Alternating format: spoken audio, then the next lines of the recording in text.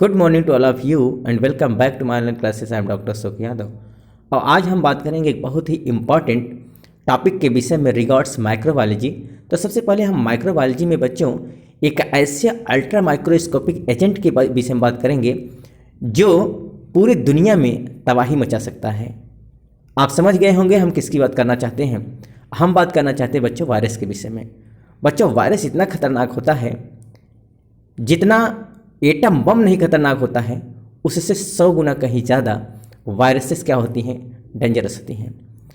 अगर हम बात करें बच्चों तो 1 ग्राम एटम बम को अगर हम ले लें और 1 ग्राम एटम बम का प्रयोग अगर हम कर दें तो शायद पूरा यूनिवर्स समाप्त नहीं हो सकता है, दुनिया का कोई एक हिस्सा बर्बाद हो सकता है। लेकिन वहीं अगर 1 ग्राम वायरस का प्रयोग हम कर दें तो 1 ग्राम वायरस बच्चों पूरे दुनिया में तबाही मचा सकता है, पूरी दुनिया को बर्बाद कर सकता है, ख़त्म कर सकता है। तो ये इतना ज़्यादा डेंजरस होता है, it is so much dangerous बच्चों। सही मायने में पूछिए तो वायरस के पास कुछ होता ही नहीं है। वायरस के पास तो केवल क्या होता है, एक जेनेटिक मटेरियल होता है, डीएनए या आरएनए, और साथ ही साथ उसमें क्या होता है, कैप्सिड होता है, प्रोटीन का बना हुआ कैप्सिड होता है, बस इतना ही होता है। उसके पास किसी प्रकार का कोई सेल नहीं होता है, कोई सेल ऑर्गेनेल नहीं होता है। फिर भी समझिए कि वो जब किसी लिविंग होस्ट के अंदर जाता है तो उसके पूरी मशीनरी पर कब्जा कर लेता है और फिर अपने मनचाहा वो कार्य कराता है पूरे सेलुलर मैकेनिज्म पर, वहाँ यहाँ तक कि न्यूक्लियस को अपने कब्जे में कर लेता है। फिर अपने अकॉर्डिंग वो रिप्लिकेशन करता है, जितना ज़रूरत होता है उतना वायरसेस बनाने के लिए वो एप्लीकेबल होता है। तो बहुत ही खतरनाक ये क्या है बच्चों, एजेंट है। जब बच्चों वायरस लिविंग सेल से बाहर होता है तब वो निर्जीव अवस्था में रहता है, अर्थात उसमें कुछ नहीं होता है ना, अर्थात वो क्या है, एक नॉन लिविंग एजेंट के रूप में है, नॉन लिविंग पार्टिकल्स के रूप में है। लेकिन जैसे ही वो लिविंग सेल्स के अंदर चला जाता है वैसे वो कैसा कार्य करने लगता है, लिविंग ऑर्गेनिज्म जैसा कार्य करने लगता है। अब उसके अंदर वो टेंडेंसी आ जाती है, रेप्लिकेशन करने की टेंडेंसी आ जाती है, बीमारी कॉज करने की टेंडेंसी आ जाती है। तो एक चीज़ जान लीजिए बच्चों, जब वायरस लिविंग सेल के अंदर होता है तब हम उसको वायरस कहते हैं, और जब लिविंग सेल के बाहर हो जाता है अपने पूरे मॉर्फोलॉजी के साथ, अर्थात उसमें जेनेटिक मटेरियल भी रहेगा, उसके बाहर जो प्रोटीन की बनी हुई कैप्सूल भी रहेगी, है ना। तो पूरे अगर होल उसके हम देखें तो whole core of DNA RNA with respect to the protein, अगर ये डीएनए आरएनए और प्रोटीन के साथ बाहर है, लिविंग सेल के बाहर, तो उसको हम क्या कहते हैं, उसको हम क्या कहते हैं, विरियन कहते हैं। क्या कहते हैं, विरियन कहते हैं। और जब वायरस के अंदर चला जाएगा, जब हम किसी लिविंग सेल के अंदर चला जाएगा तो हम उसको क्या कहते हैं, वायरस कहते हैं। ठीक, तो आज हम इसी वायरस के विषय में बात करते हैं और देखते हैं कि वायरस क्या होता है, वायरस के मैकेनिज्म में हम देखेंगे, उसे मार्फोलॉजी में देखेंगे। आगे चलकर हम वायरस से रिलेटेड बहुत सारी बीमारियां देखेंगे, वायरल डिजीज के विषय में बात करेंगे। तो आइए सबसे पहले हम बात करते हैं कि वायरस के विषय में, है ना, कि वायरस होता क्या है। इट इज सब microscopic infectious agent can watch with the help of the electron microscope only. Virus बच्चों एक प्रकार का पॉइजनस फ्लूइड होता है। क्या होता है, एक प्रकार का पॉइजनस फ्लूइड होता है जिसको हम क्रिस्टलाइज करके रवे के रूप में बहुत लाखों वर्षों तक बाहर रख सकते हैं और फिर वो अपने मैकेनिज्म में सही रहेगा। जब कभी वो अपना एप्रोप्रिएट होस्ट पा जाएगा उसके अंदर वो एक्टिव हो जाएगा। क्योंकि ये पता है कि वो निष्क्रिय अवस्था में, अर्थात कुल मिला के निर्जीव अवस्था में तो रहता ही है, उसको निर्जीव अवस्था में क्रिस्टलाइज फॉर्म में हम बहुत दिनों तक उसको रख सकते हैं और जब चाहे हम उसका प्रयोग कर सकते हैं। जैसे हम लिविंग सेल के अंदर डालेंगे वो अपना क्या करेगा, बिल्कुल लिविंग ऑर्गेनिज्म जैसा बिहेव करना शुरू कर देता है। तो वायरस एक प्रकार का पॉइजनस फ्लूइड्स होता है। So it is ultra microscopic infectious agent. ये एक प्रकार का अल्ट्रा, अर्थात माइक्रोस्कोपिक तो होता ही है, माइक्रोस्कोपिक से भी और छोटा, अर्थात बहुत छोटा, जो हम एक साधारण माइक्रोस्कोप से न देख पाए, अपने नग्न आंखों से न देख पाए, उसके लिए हमको जरूरत पड़ेगी इलेक्ट्रॉन माइक्रोस्कोप का ना। तो इट इज सब माइक्रोस्कोपिक या ultra microscopic infectious agent can watch with the help of electron microscope only, जिसको हम केवल इलेक्ट्रॉन माइक्रोस्कोप की सहायता से ही देख सकते हैं। They are about 10 to 100 times smaller than most of bacteria, जो बैक्टीरिया से लगभग 10 या 100 गुना से भी कम, मतलब छोटे होते हैं। अर्थात उनसे, अगर हम बैक्टीरिया की बात करें तो बैक्टीरिया से भी ये लगभग 100 गुना छोटे होते हैं। They are composed of genetic material DNA और आरएनए एंड प्रोटीन। ये किसके बने होते हैं, अगर इनकी हम ऑर्गेनाइजेशन देखें, इनके बॉडी का ऑर्गेनाइजेशन क्या होता है कि ये डीएनए या आरएनए दो में से कोई एक होता है बच्चों, दोनों साथ में नहीं होता है, या तो डीएनए होगा या तो फिर आरएनए होगा एंड प्रोटीन, और इसके चारों तरफ प्रोटीन की कवरिंग होती है जिसको हम क्या कहते हैं, कैप्सिड कहते हैं। बहुत सारे कैप्सोमियर से मिलकर क्या बनता है, कैप्सिड बनता है। ठीक, they are compose of the genetic material DNA और आरएनए एंड प्रोटीन, अर्थात इसमें डीएनए या आरएनए और प्रोटीन होता है। It replicates only inside the living cells of an organism, किसी लिविंग ऑर्गेनिज्म के, अर्थात कोई लिविंग ऑर्गेनिज्म के सेल के अंदर ही ये रिप्लिकेशन करता है, अर्थात इसका खुद का कुछ नहीं है, न तो खुद का इसका कोई सेल है, न कोई सेल ऑर्गेनेली है, तो ये अपने आप से सेल्फ डिपेंडेंट ये रिप्लिकेशन नहीं कर सकता। इसको रिप्लिकेट करने के लिए किसी लिविंग सेल की आवश्यकता पड़ती है। जब किसी लिविंग सेल में जाएगा तब ये रिप्लिकेट कर पाएगा। Viruses can infect the members of the every kingdom, virus सबको इन्फेक्ट कर सकता है ना। ये वायरस ऐसा कोई किंगडम नहीं जिसको ये इन्फेक्ट नहीं करेगा, अर्थात ये मोनेरंस में, अर्थात बैक्टीरिया को भी प्रभावित करेगा, उसको भी इन्फेक्ट कर सकता है। वो क्या करेगा, प्लांट सेल को भी प्रभावित करता है, एनिमल सेल को प्रभावित करता है, फंगस को प्रभावित करता है, अर्थात सबको इन्फेक्ट कर सकता है। कोई इससे अछूता नहीं है, ये सबके अंदर बीमारी काज कर सकता है। आप ये जो फिगर देख रहे हैं बच्चों, ये जो फिगर इंटरफेस हो रहा है, ये एक वायरस का फिगर है। और जैसे मान लीजिए कोरोना वायरस, तो कोरोना वायरस की भी मॉर्फोलॉजी यही होती है। कोरोना वायरस का फिगर ठीक इसी प्रकार से होता है। ये फिगर आप देख रहे हैं, ये किसका फिगर है, ये कोरोना वायरस का फिगर है। ठीक, viruses are obligate parasite that is the totally dependence on its living host. बहुत इंपॉर्टेंट चीज बच्चों, आप इसको फ्रेम करिए, it is frame for the NEET. तो ये क्या वायरस जो होते हैं बच्चों, ये ऑब्लिगेट पैरासाइट होते हैं, अर्थात अविकल्पी होते हैं। इनका कोई विकल्प, अगर इनको अपना जनरेशन बढ़ाना है, रिप्लिकेशन करना है, तो इनके लिए ज़रूरी है होस्ट सेल का होना।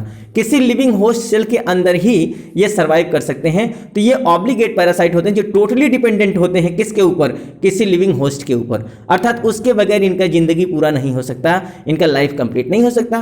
तो ये क्या होते हैं, ऑब्लिगेट पैरासाइट होते हैं, अविकल्पी परजीवी होते हैं। They are not capable for independent growth, अर्थात ये स्वयं से ग्रोथ नहीं कर सकते, इंडिपेंडेंट ग्रोथ नहीं कर सकते। क्यों, क्योंकि इनके लिए किसी सेल्स की आवश्यकता होती है। वहाँ वो जाएंगे तो न्यूक्लियस पर पूरा कब्जा करेंगे, पूरे सेल वाइटल एक्टिविटीज़ पर कब्जा करेंगे, पूरे सेलुलर मैकेनिज्म पर कब्जा करेंगे और फिर अपना रिप्लिकेशन करते हैं, है ना। Viruses are non living things until they enters inside the living body, अर्थात जब तक किसी लिविंग बॉडी के अंदर ये नहीं जाएंगे, किसी अप्रोप्रिएट होस्ट के अंदर नहीं जाएंगे, किसी लिविंग सेल्स के अंदर नहीं जाएंगे, तब तक ये कैसे रहते हैं, ये नॉन लिविंग स्टेज में रहते हैं। So they are the connecting link in between the living and non living, इसलिए इनको हम सजीव तथा निर्जीव के बीच की कड़ी कहते हैं। क्या कहते हैं, सजीव तथा निर्जीव के बीच की कड़ी कहते हैं। ठीक, जैसा कि देखिए यहाँ आउटसाइड ऑफ द लिविंग, क्या है ये, outside of the living body without host, उसको हम नॉन लिविंग। जब विदाउट होस्ट के, बिना किसी होस्ट के बाहर रहेंगे, उसके बॉडी के बाहर रहते हैं, तो उसको हम क्या कहते हैं, नॉन लिविंग। जब तक ये किसी लिविंग सेल्स के अंदर रहते हैं तब ये लिविंग जैसा बिहेव करते हैं, और जब ये किसी होस्ट के बाहर रहते हैं तो वो कैसे, नॉन लिविंग जैसा बिहेव करते हैं। तो वही यहाँ लिखा गया है, outside the living body without host, बिना होस्ट के जब ये शरीर के बाहर होते हैं तो ये नॉन लिविंग जैसा बिहेव करते हैं। और inside the living body with host, जब होस्ट के अंदर ये लिविंग सेल्स के अंदर जाते हैं तो ये लिविंग जैसा बिहेवियर करते हैं। इसीलिए इनको हम connecting link between the living and non living कहते हैं। ठीक, it is so much important. अगला देखिए बच्चों, बहुत इंपॉर्टेंट चीज है, जैसे मैंने बताया, the complete infection form, the complete infective form of the virus with the core of the DNA or RNA and capsid, that is the protein outside the host is known as the virion। जैसा कि मैंने बताया कि जब host cell के बाहर होते हैं और इनका कोर ऑफ पूरी मॉर्फोलॉजी होती है, डीएनए, आरएनए और कैप्सूल के साथ, अर्थात प्रोटीन सहित सब कुछ सहित, अगर ये बाहर होते हैं, होस्ट इनके पास नहीं होता, होस्ट सेल के बाहर अगर रहते हैं तो ये वीरियान कहे जाते हैं। और जब यही वीरियान होस्ट सेल के अंदर चला जाता है तो ये वायरस जैसा बिहेव करने लगता है। तो आप इसको समझ लेंगे, जब होस्ट सेल के अंदर, जब वायरस हम तभी कहेंगे, इसका मतलब है कि वायरस कहाँ है, होस्ट सेल के अंदर है। और जब होस्ट सेल के बाहर होगा, नॉन लिविंग स्टेज में रहेगा, तो उसको हम वीरियान कहेंगे। क्या कहेंगे, वीरियान कहेंगे। It is so much important. आइए बात करते हैं वायरोलॉजी। वायरोलॉजी क्या होता है, जिस प्रकार से हम लोग जूलॉजी पढ़ते हैं, बॉटनी पढ़ते हैं, केमिस्ट्री पढ़ते हैं, फिजिक्स पढ़ते हैं, ठीक उसी प्रकार से वायरोलॉजी भी एक क्या है, ब्रांच है बायोलॉजी का, मेडिकल साइंस का एक ब्रांच है, जिसके अंतर्गत क्या होता है, स्टडी ऑफ वायरसेस, वायरसेस का अध्ययन किया जाता है। जिसके अंतर्गत हम वायरसेस का अध्ययन करते हैं, उस ब्रांच का नाम क्या होता है, वायरोलॉजी होता है। क्या होता है, वायरोलॉजी। आइए हम बात करते हैं इसके हिस्ट्री के विषय में, कुछ हिस्ट्री जान लेते हैं, कुछ इतिहास जान लेते हैं वायरस के विषय में, इसकी इतिहास क्या है। W.M. Beijering demonstrated that the extract of the infected tobacco plant could cause infection in healthy plants। बहुत अच्छा चीज है बच्चों। विजेरिंग ने सबसे पहले डिमॉन्स्ट्रेट किया कि जब किसी इन्फेक्टेड प्लांट के सैप को निकालकर, अर्थात उसके लीव्स को, अगर कोई इन्फेक्टेड प्लांट है, उसका लीफ इन्फेक्टेड है और उसके लीफ को हम निचोड़ कर उसमें से उसका जूस निकाल लें, उसके सैप को निकाल के फिर किसी दूसरे हेल्दी प्लांट के ऊपर हम रब कर दें, किसी हेल्दी प्लांट के लीव्स पर हम उसको रगड़ दें, तो बच्चों वो जो हेल्दी प्लांट है वो भी क्या हो जाएगा, इन्फेक्टेड हो जाएगा। अर्थात कुल मिला के ये इन्फेक्शन काज करता है, ये इन्फेक्टिव एजेंट है। तो यही चीज कहा गया है कि W M Beijerinck demonstrated that the extractions of the infected tobacco plants could cause the infection in the healthy plants.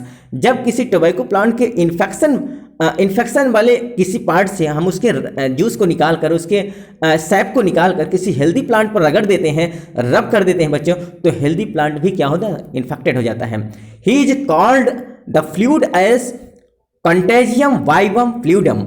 इसलिए इन्होंने वायरस को क्या कहा बच्चों, it is the contagium vivum fluidum. बहुत इंपॉर्टेंट बच्चों, it is framed for the NEET. तो ये contagium vivum fluidum, this statement is given by W M Beijerinck. Beijerinck ने इस स्टेटमेंट को दिया है और क्या कहा उन्होंने, कंटेजियम माने होता है कि जैसे वाइवम मीन्स कोई दूसरा ऑर्गेनिज्म, जब कोई दूसरे ऑर्गेनिज्म अर्थात इन्फेक्टेड ऑर्गेनिज्म के फ्लूइड को किसी दूसरे ऑर्गेनिज्म पर हम रब कर देते हैं तो वो क्या होता है, जैसे ही हम कंटामिनेट करेंगे वैसे ये तुरंत क्या हो जाएगा, इन्फेक्टेड हो जाता है। तो इसी चीज को इन्होंने क्या कहा, एक कोड भाषा में समझाया, कंटेजियम वाइवम फ्लूइडम।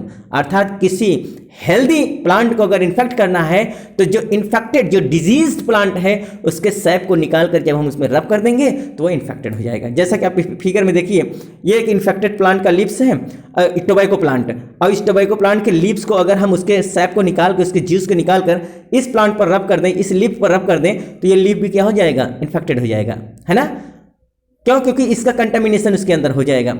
ये जो आप देख रहे हैं फिगर बच्चों, ये किसका फिगर है, यही है टोबैको मोज़ेक वायरस का फिगर। क्या है ये, टोबैको मोज़ेक वायरस जो टोबैको प्लांट में देखने को मिलता है, ये इसी का फिगर आप देख रहे हैं, ठीक। तो ये विजारिंग साहब ने कहा। अगला क्या है, स्टैनले क्रिस्टलाइज्ड द टीएमवी, बहुत इंपॉर्टेंट चीज है। स्टैनले क्रिस्टलाइज्ड, स्टैनले ने इस टोबैको मोज़ेक वायरस को क्रिस्टलाइज करके, टोबैको सॉरी बच्चों, इन्फ्लुएंजा, अर्थात ये इन्फ्लुएंजा वायरस को सबसे पहले टोबैको साहब स्टैनले साहब ने उसको क्या किया, क्रिस्टलाइज फॉर्म में रख दिया, अर्थात उसके छोटे छोटे क्रिस्टल्स बना लिए, है ना। जिस प्रकार से आप शुगर के क्रिस्टल्स देखते हैं, है ना, आप सॉल्ट के क्रिस्टल्स देखते हैं, ठीक उसी प्रकार से उसको बिल्कुल क्रिस्टल्स बना लिए, छोटे छोटे रवे के रूप में बनाकर रख लिया गया है। तो मैंने बताया ना कि किसी भी वायरस को बच्चे हम क्रिस्टल फॉर्म में भी लाखों साल, करोड़ों साल तक हम रख सकते हैं और फिर उसका यूज हम लिविंग ऑर्गेनिज्म के रूप में कर सकते हैं, किसी लिविंग होस्ट के अंदर एंट्री कराकर, है ना। तो इसका क्रिस्टलाइज फॉर्म किसने बनाया, स्टैनले मिलर ने। ये भी आप इंपॉर्टेंट, बहुत इंपॉर्टेंट है, आप इसको रिमार्क कर लेंगे। स्टैनले क्रिस्टलाइज किए हैं टीएमवी को, है ना। तो टोबैको मोज़ेक वायरस को सबसे पहले क्रिस्टलाइज किसने किया, स्टैनले ने। और ये जो फिगर आप देख रहे हैं, जो इंटरफेस हो रहा है, ये इन्फ्लुएंजा वायरस का क्रिस्टल है। किसका है, इन्फ्लुएंजा वायरस का क्रिस्टल है। आइए मार्फोलॉजी देखते हैं बच्चों इनका। देखिए मार्फोलॉजी कितना सुंदर है, देखने में कितने सुंदर बच्चों, जो चीज़ जितना सुंदर होता है वो उतना ही खतरनाक होता है, उससे बच के रहना चाहिए, है ना। तो देखिए ये जो आप फिगर देख रहे हैं, ये बैक्टीरियोफाज T4 का ये देख रहे हैं, जिसमें देखिए ये क्या है, एक ये एक पॉलीगोनल स्टेज देखने को मिल रहा है ना, आइकोसाहेड्रल जिसे कहेंगे। तो ये देखिए इसका हेड पार्ट है, ये इसमें डीएनए है, जेनेटिक मटेरियल। ये इसका देखिए ये टेल पार्ट है ना, ये इसका हेड पार्ट है। इधर आप देखिए ये एडिनो वायरस का फिगर है ना, ये HIV वायरस है।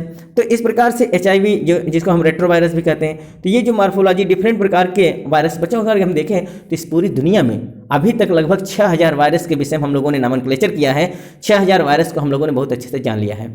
अब वो डिफरेंट स्ट्रेन के हैं। वैसे अगर हम कहें बच्चों तो वायरस का क्लासिफिकेशन करना बड़ा मुश्किल है। क्यों? क्योंकि ये बहुत जल्दी से अपना स्ट्रेन बदलते रहते हैं, ये बहुत जल्दी म्यूटेंट हो जाते हैं, इनके बहुत सारे रूप देखने को मिलते हैं। हमारे बॉडी के अंदर भी जो वायरस एंट्री कर जाते हैं बच्चों, वो अपना कई रूप बना सकते हैं, अर्थात वो पॉलीमॉर्फिक स्टेज शो कर सकते हैं। तो वायरस को क्लासीफाई करना it is so much critical, है ना। वैसे अगर हम देखें कि एक मार्फोलॉजी जो अपना स्ट्रेन चेंज नहीं करते हैं, तो इस प्रकार से हम लगभग 6000 वायरस को पढ़ चुके हैं, है ना। और आने वाले समय में पता नहीं कितने वायरस ऐसे भी होंगे जो म्यूटेंट होकर अपना दूसरा रूप लेकर आएंगे। ठीक, तो आइए और देखें हम स्ट्रक्चर। ये देखिए जो स्ट्रक्चर आप देख रहे हैं, ये भी क्या है, ये बैक्टीरियोफाज का है ना। जो नॉन इन्वेलप्स बैक्टीरियोफाज जो होता है बच्चों, उसके चारों तरफ जो ग्लाइकोप्रोटीन का इन्वेलप नहीं देखने को मिलता है, इनके ऊपर कोई इन्वेलप नहीं होता है, अर्थात कोई खोल नहीं होता है। लेकिन ये जो देख रहे हैं आप इन्फ्लुएंजा वायरस, ये क्या होता है, ये इन्वेलप्ड है, इसके चारों तरफ इन्वेलप पाई जाती है। ये देखिए ये प्रोटीन कैप्सिड है ना, और इसके चारों तरफ ग्लाइकोप्रोटीन की ये कवरिंग पाई जाती है। इसको हम क्या कहते हैं, कैप्सूल कहते हैं, है ना।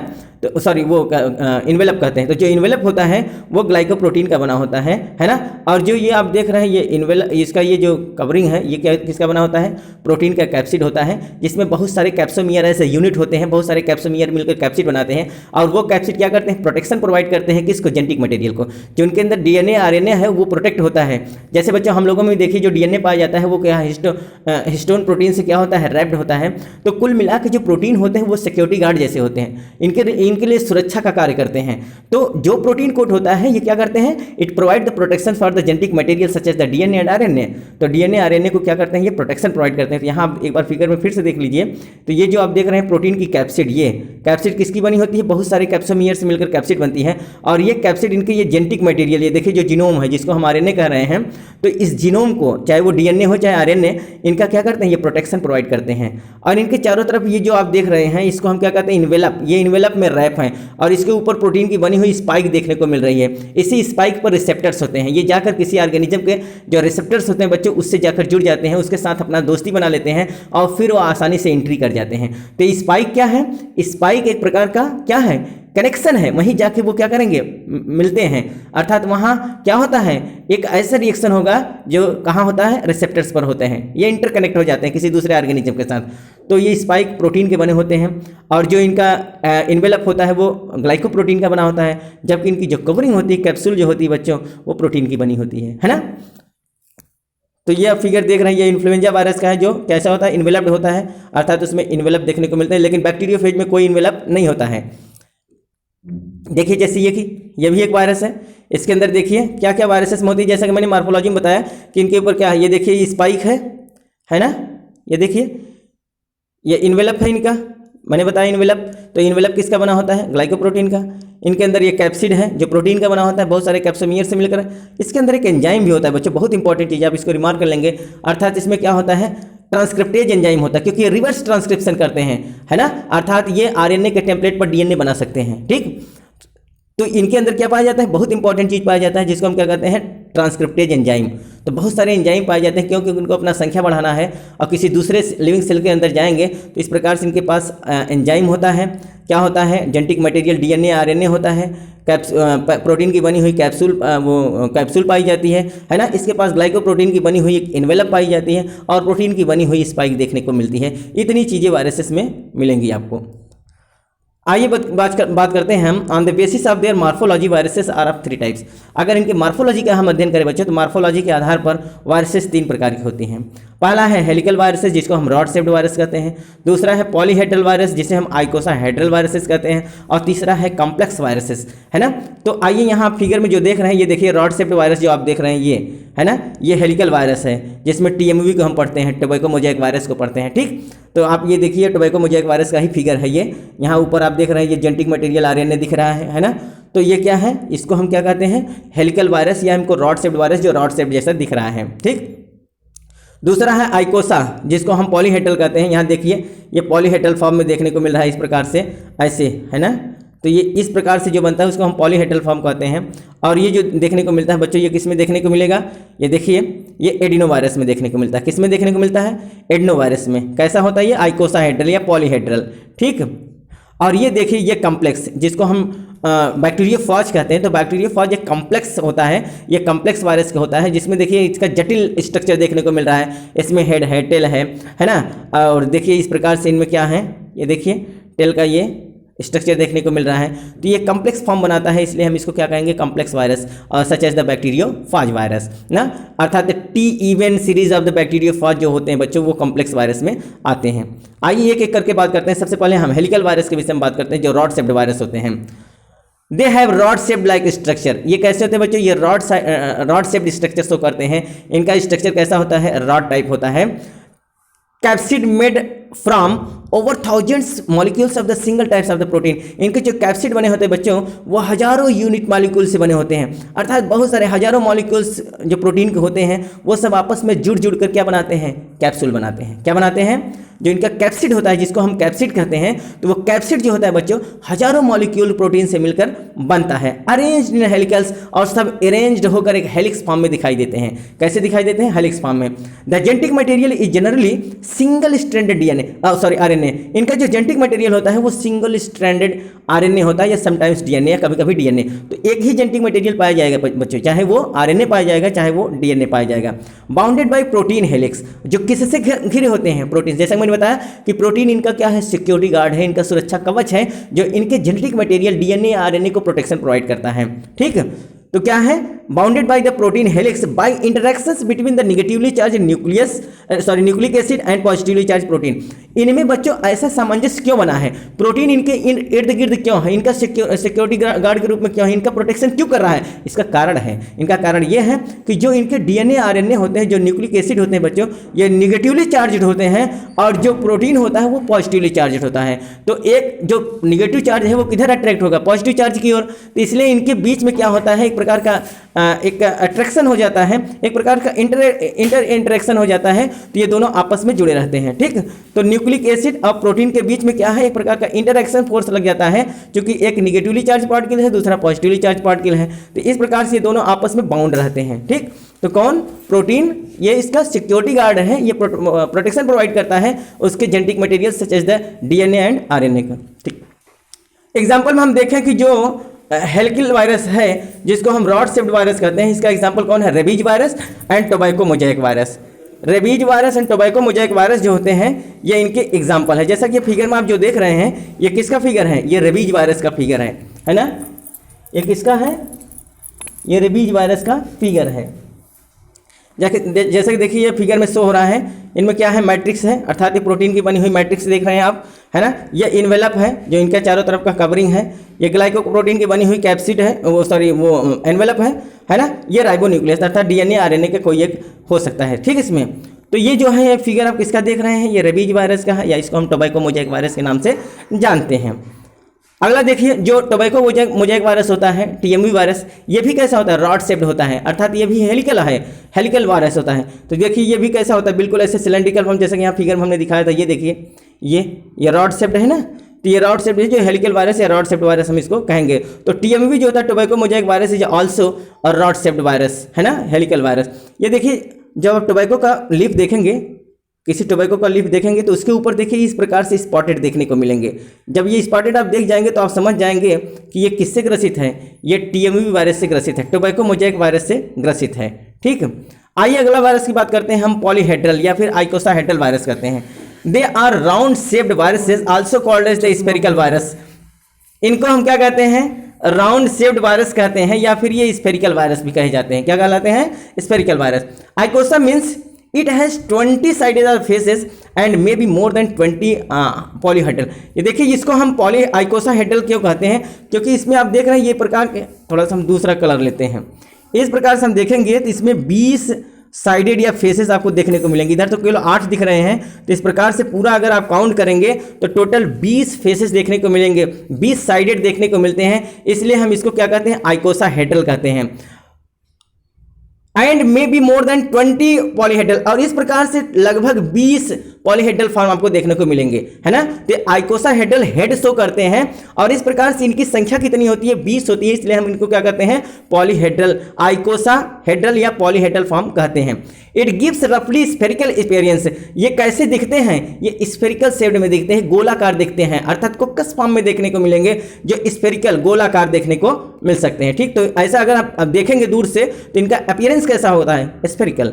इसका एग्जाम्पल कौन बच्चों? Adeno virus. तो एडिनो वायरस क्या होता है? एक प्रकार का पॉलीहेड्रल वायरस होता है, या फिर इसको हम आइकोसाहेड्रल वायरसेस कहते हैं। जैसा कि ये फिगर देखें, ये फिगर जो है ये एडिनो वायरस का फिगर है ना? जो देखने में बहुत सुंदर लग रहा है, जो जितना सुंदर होता है वो उतनी खतरनाक है ना? तो ये फिगर किसका है? ये फिगर है एडिनो वायरस का। अगला देखिए कॉम्प्लेक्स वायरस, जो बहुत ही क्रिटिकल होता है, जिसका ऑर्गेनाइजेशन बहुत कॉम्प्लेक्स होता है, बहुत जटिल होता है। They have tadpole like structure. इनका स्ट्रक्चर आप देखेंगे तो जो फ्रॉग का टेडपोल होता है वैसा स्ट्रक्चर दिखेगा। फ्रॉग के टेडपोल में क्या देखने को मिलता है? हेड देखने को मिलता है और टेल देखने को मिलता है। हेड है और ये टेल। तो जिस प्रकार से फ्रॉग का टेडपोल होता है, ठीक इसी प्रकार से ये कॉम्प्लेक्स वायरस होता है, जो बिल्कुल कैसा अपीयरेंस इनका देखने को मिलेगा? Tadpole like. It have very complicated structure, so it is called as the complex virus. इसका जो बॉडी ऑर्गेनाइजेशन होता है वो सो मच कॉम्प्लेक्स होता है, इसलिए इसको हम क्या कहते हैं? कॉम्प्लेक्स वायरसेस के रूप में जानते हैं। अगर इसका एग्जांपल हम देखें बच्चों, तो T even series of the bacteriophage such as the T2, T4 and T6, जितने भी बैक्टीरियोफॉज, इवन बैक्टीरियोफॉज की सीरीज के जितने भी मेंबर्स होते हैं, सब वो कैसे होते हैं? कॉम्प्लेक्स फॉर्म ऑफ वायरसेस होते हैं। ठीक, तो आज का वीडियो बच्चों आप लोगों के लिए यहाँ तक रहा। उम्मीद है ये वीडियो आपके लिए हेल्पफुल होगा। कल मिलते हैं बच्चों हम नेक्स्ट वीडियो में, नेक्स्ट सेगमेंट के साथ। तब तक बच्चों धन्यवाद।